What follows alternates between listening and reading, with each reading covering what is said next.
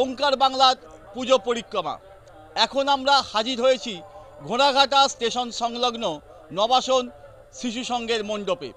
এখানে দেখতে পাওয়া যাচ্ছে ঝিনুকের তৈরি মনোরম প্রতিমা এবং বাংলার হারিয়ে যাওয়া চুপড়ি দিয়ে মণ্ডপ, যা দেখতে রাতে রীতিমতো বহু মানুষের ভিড় হবে বলেই দাবি করছেন উদ্যোক্তারা।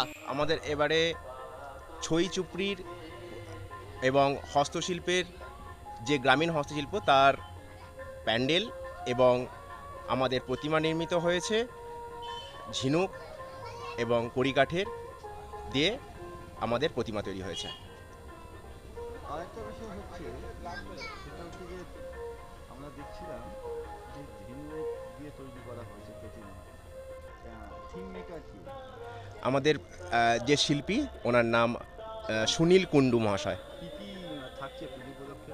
আমাদের পুজো উপলক্ষে থাকছে, গতকাল আমাদের প্রতিমা উন্মোচিত হয়েছে এবং প্রথম শুরু হয়েছে বৃক্ষরোপণ কর্মসূচি থেকে, এবং তারপরে গরিব দুঃখী যে মানুষ আছে তাদেরকে বস্ত্র বিতরণ, এবং আজ আছে অঙ্কন প্রতিযোগিতা এবং যে গ্রামীণ যে হরিনাম সংকীর্তন যে শিল্প তা আমরা তুলে ধরার চেষ্টা করেছি, এবং আগামীকাল নৃত্য প্রতিযোগিতা এবং গ্রামীণ যে ছোটোখাটো যে খেলাগুলো হয় সেইগুলো মানুষের মধ্যে শুধুমাত্র আনন্দ একটু যাতে ছড়িয়ে দিতে পারি, সেটাই আমাদের নবাসন শিশু সংঘের পক্ষ থেকে প্রয়াস করা হয়েছে।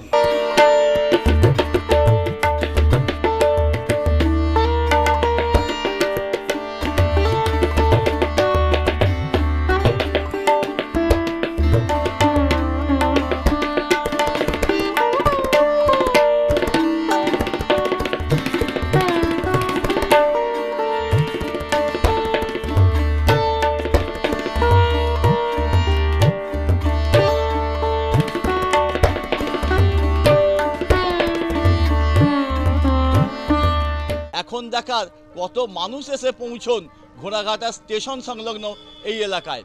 উলুবেড়িয়া থেকে মনোজ চক্রবর্তী রিপোর্ট, ওঙ্কার বাংলা।